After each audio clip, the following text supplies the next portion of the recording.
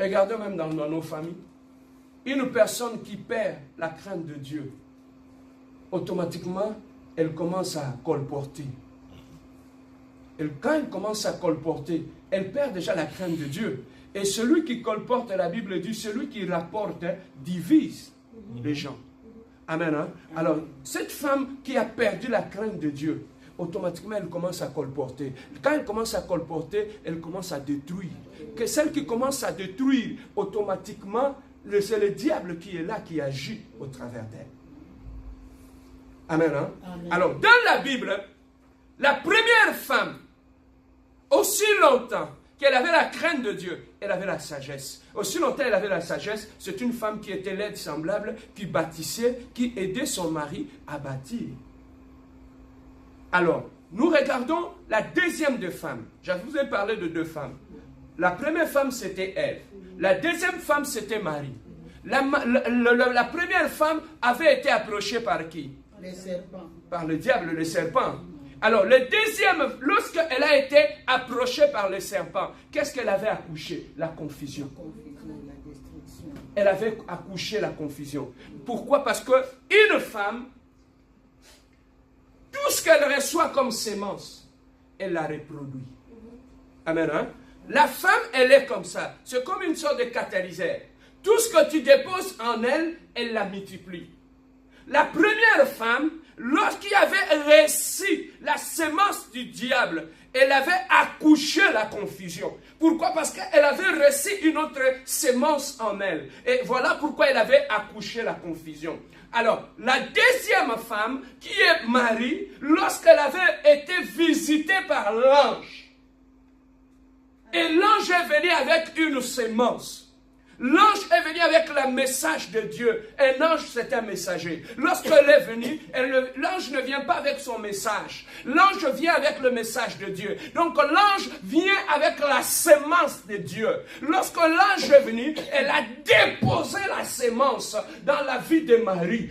Marie, lorsqu'elle avait reçu cette parole, lorsqu'elle avait dit qu'il me soit fait ainsi, parce que je suis ta servante, Marie automatiquement, elle avait accepté la sémence qui était venue de Dieu. Et en acceptant cette parole, cette sémence, Marie avait accouché la réponse. Amen. Qui était Jésus-Christ. Je ne sais pas si on sait faire la différence. La première femme avait reçu la sémence du diable, elle avait accouché la confusion. La deuxième femme, quand elle a reçu la sémence de Dieu par les canaux de l'ange, elle avait accouché la réponse. Donc il y a 2 catégories de femmes sur cette terre des hommes. C'est celle qui accouche la réponse et c'est celle qui accouche la confusion. Maintenant, est-il Marie ou est-il Ève? Femme, est-il Marie ou est-il Ève? Tout dépend de la sémence que tu reçois. Tout dépend de la sémence que tu amènes dans ton mariage, que la sémence que tu amènes dans ton église, la sémence que tu amènes dans ta famille.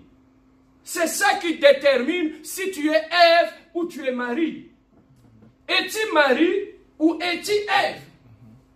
Tout dépend de la sémence que tu reçois. Il y a aussi des femmes qui, lorsqu'elle est toute seule, dans ses pensées, elle peut recevoir la sémence de l'ennemi. Tout le temps, elle est là. Lorsque le diable vient déposer de mauvaises pensées en elle, elle reçoit cela. Elle accumule, elle accumule. Tu peux trouver qu'elle est calme, elle ne parle pas, elle est calme. Tu dis cette femme est calme, mais en elle, elle porte la sémence du diable. Même étant calme, mais en elle, elle porte la sémence du serpent. Et une femme qui porte en elle la sémence du serpent finira toujours par accoucher la confusion. Et une femme qui reçoit la sémence de Dieu finira toujours par donner la réponse à Dieu. Es-tu Marie ou es-tu Ève? Or, la Bible nous dit, à l'église, nous avons besoin de bâtir. Nous avons besoin de bâtir à l'église. Mais pour bâtir à l'église, nous avons besoin de Marie. Mais nous n'avons pas besoin de Ève. Nous n'avons besoin de Marie. Toutes ces femmes qui accouche, qui donne la réponse. Toutes ces femmes qui viennent, le monde était perdu. Mais Dieu est passé par une femme pour donner la réponse au monde. C'est par une femme aussi. Bien aimé, la femme, tu dois le savoir aujourd'hui.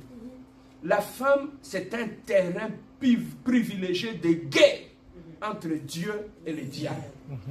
Comme tu es assis là, tu dois savoir que ta vie est un terrain d'enjeu entre le diable et Dieu. Les deux sont en train de chercher à utiliser ta vie, à utiliser ton corps. Parce qu'il sait qu'en utilisant une femme, on peut détruire des multitudes. En utilisant une femme, on peut sauver des multitudes. Voilà pourquoi les gens de ce monde même disent, éduquer une femme, c'est éduquer toute une nation.